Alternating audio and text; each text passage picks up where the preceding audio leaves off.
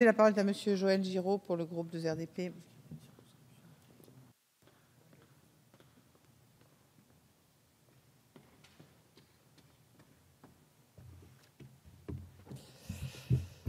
Madame la présidente, monsieur le ministre, chers collègues, nous examinons donc ce soir le texte issu de la commission mixte paritaire du projet de loi portant diverses dispositions d'adaptation au droit de l'Union européenne en matière économique et financière, déposé le 16 juillet par le gouvernement.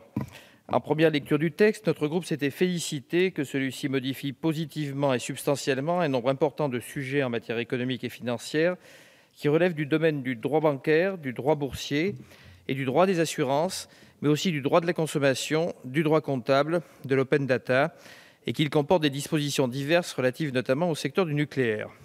Concernant le secteur bancaire, le système conçu par la Commission a pour principal objectif d'éviter à l'avenir que ne se reproduisent les errements de la gestion de la crise financière de 2007 qui ont durablement installé la crise économique dans l'Union. En effet, en cas de liquidation, ce texte négocié à Bruxelles vise à faire désormais porter la charge directement sur le secteur bancaire et non plus sur les contribuables via des interventions de fonds publics qui tendent à aggraver chaque fois un peu plus la crise de la dette sur le vieux continent. Il s'agit donc de découpler le risque bancaire du risque souverain, ce qui semble raisonnable. Toutefois, depuis la première lecture du texte début septembre, nous avons appris que le commissaire européen chargé des services financiers, Sir Jonathan Hill, évoque dans un courrier au premier vice-président de la Commission le possible retrait du projet de séparation des activités commerciales et d'investissement au sein des banques, corollaire du présent texte que nous nous apprêtons à transposer. Cette réforme de responsabilité, pourtant déjà diversement négociée dans les pays anglo-saxons qualifiés de libéraux, qu'elle soit sur le modèle anglais Vickers ou sur le modèle américain Volcker, viendrait en effet contrarier les projets de financement privé de l'économie de la Commission européenne.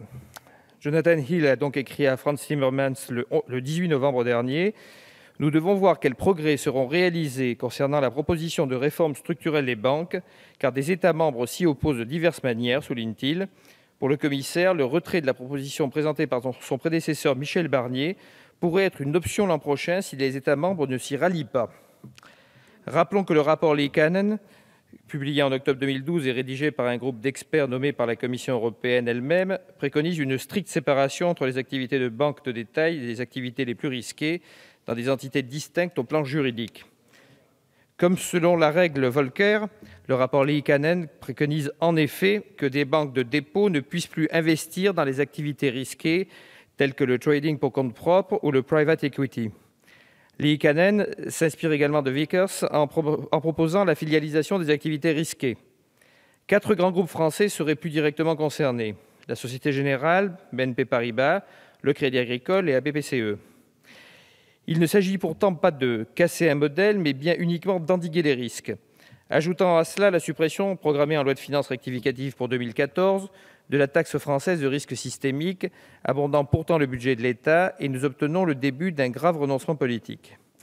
Le lobby bancaire, particulièrement actif à Bruxelles, pourrait avoir raison de ses travaux de réflexion et de négociation menés depuis plus de 2 ans et très majoritairement soutenus dans l'opinion publique européenne et par les acteurs de l'économie réelle. Pire, le travail d'influence des grands groupes bancaires pourrait aussi prochainement pousser la Banque centrale européenne à renoncer à la politique de taux négatifs menée par Mario Draghi.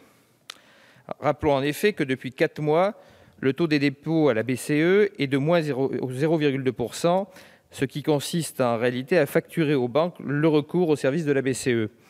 L'approche du Conseil des gouverneurs du 22 janvier prochain, qui devra trancher sur le recours à des achats de dettes souveraines, est au cœur de toutes les tractations. Parmi les indicateurs qui présideront à cette décision, le résultat décevant des premiers achats d'actifs sécurisés par la BCE. Cela constitue autant de marge de manœuvre pour les établissements bancaires afin d'imposer de surcroît un changement de politique à la toute récente politique de relance mise en œuvre par la Banque centrale. Alors nous voterons donc ce texte, mais appelons à la vigilance sur les points que je viens de souligner. Merci beaucoup.